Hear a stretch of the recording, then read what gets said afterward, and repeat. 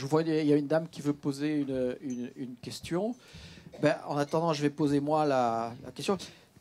Quand dans des conférences, moi-même, je parle d'agriculture biologique, il y a toujours un docteur, un universitaire qui me dit « Ouais, mais il y a 25 millions de gus en Île-de-France, je m'excuse pour les Parisiens, ils ne vont pas faire de la permaculture.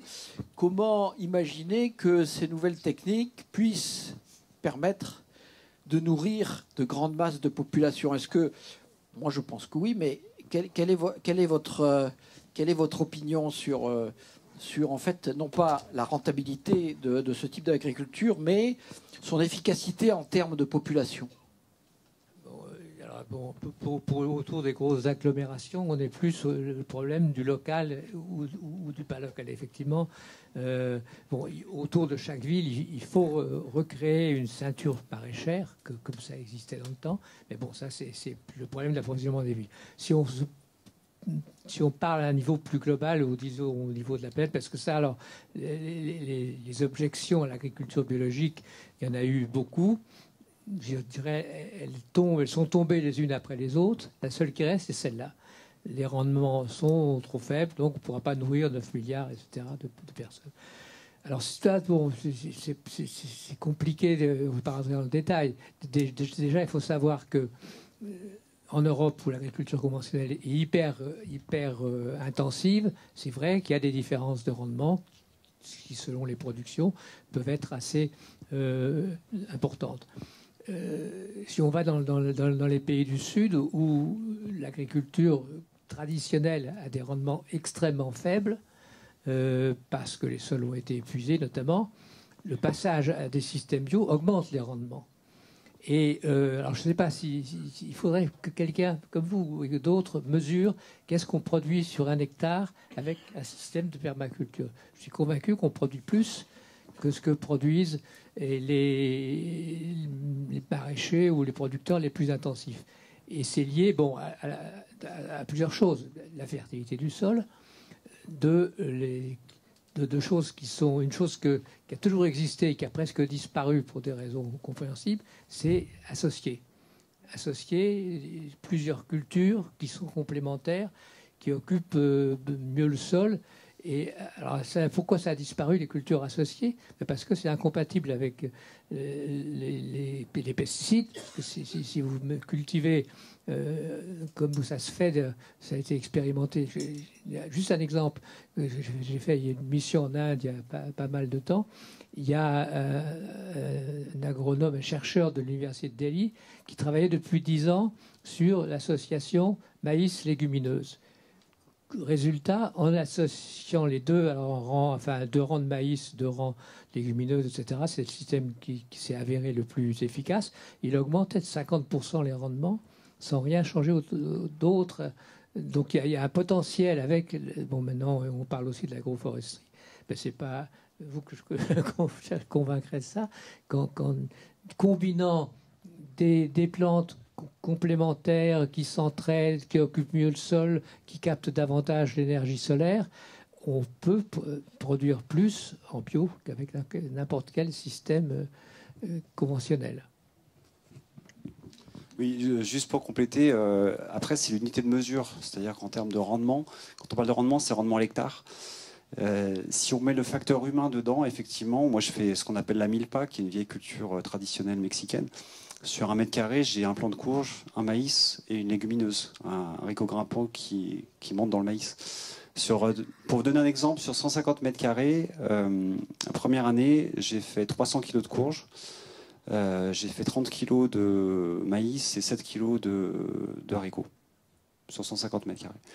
Et puis deuxième volet quand même, au niveau des villes en particulier, moi je vous invite à aller voir vos conseils municipaux et de dire quand est-ce qu'on arrête de planter des platanes et qu'on met des figuiers à la place, ou des cerisiers, ou des pruniers, ou tout simplement.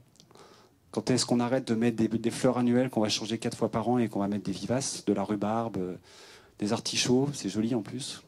Donc voilà, c'est tout. On peut nourrir la planète sans aucun problème.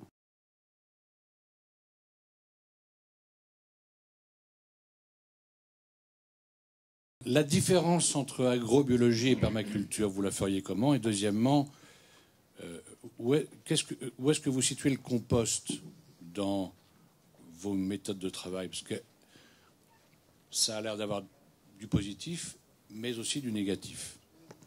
Vrai ou faux? Alors moi je vais répondre brièvement. Entre les deux écoles, ce que je disais tout à l'heure, c'est que la permaculture, ça peut se transposer à n'importe quelle activité humaine, en fait. C'est aussi simple que ça.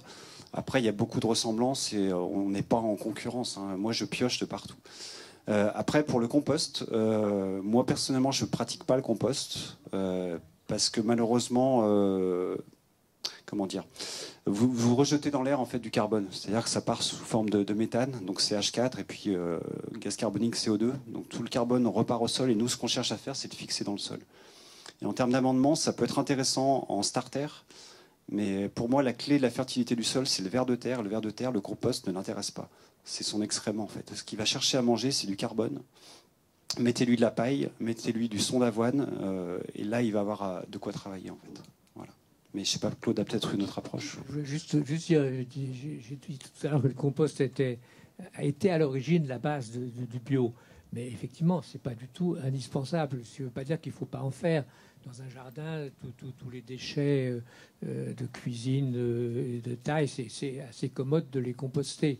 Maintenant, on peut aussi, il y avait toute une école qui était, ce qui rejoint un peu le BRF d'ailleurs, le compostage en surface. Donc on ne faisait plus de compost, on apporte la matière organique directement sur le sol. Et ça marche aussi, il n'y a pas de problème.